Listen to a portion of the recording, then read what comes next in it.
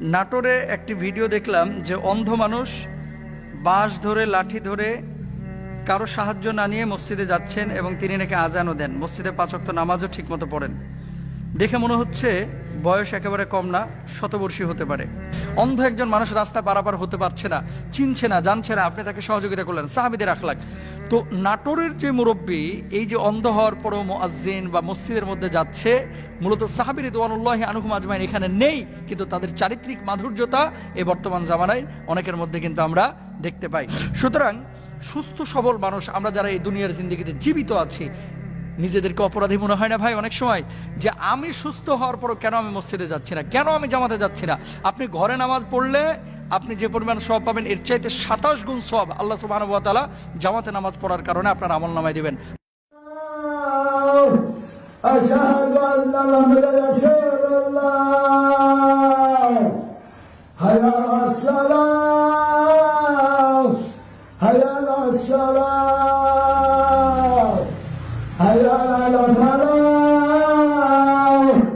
হাইয়া আলাল ফালাহ হাইয়া আলাল ফালাহ। আল্লাহু আকবার আল্লাহু আকবার লা ইলাহা ইল্লাল্লাহ।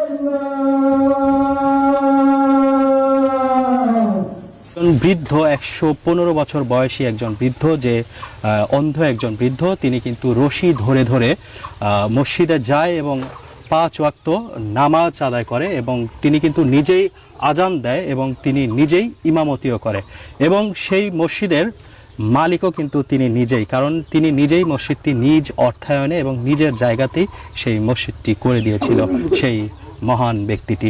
তার সাথে আজকে আমরা সরাসরি কথা বলার সুযোগ হয়েছে, আমরা সরাসরি তার সাথে একটু কথা বলি। আসসালামু আলাইকুম।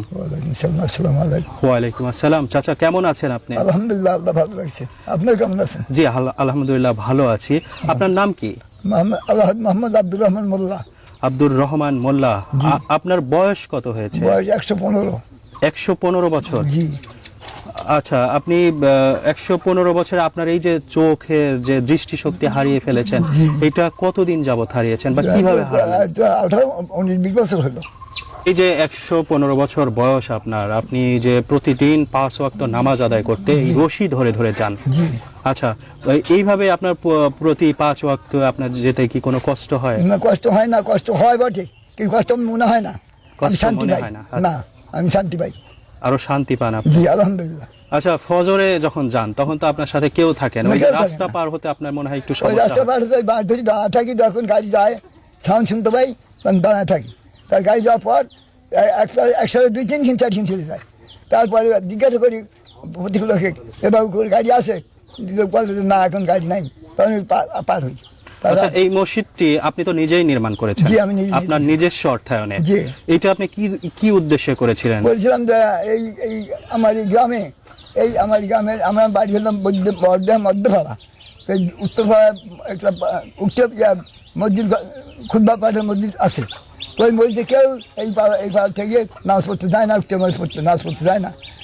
জায়গাও আপনার, মসজিদের নির্মাণ ব্যয়ও আপনার, মসজিদের মুয়াজ্জেমও আপনি, মসজিদের ইমামও আপনি। ইমাম আমি সবসময় করি না, ওই যখন আমার ছেলে থাকে আমি আলমের কাছে পরামর্শ নিয়েছি।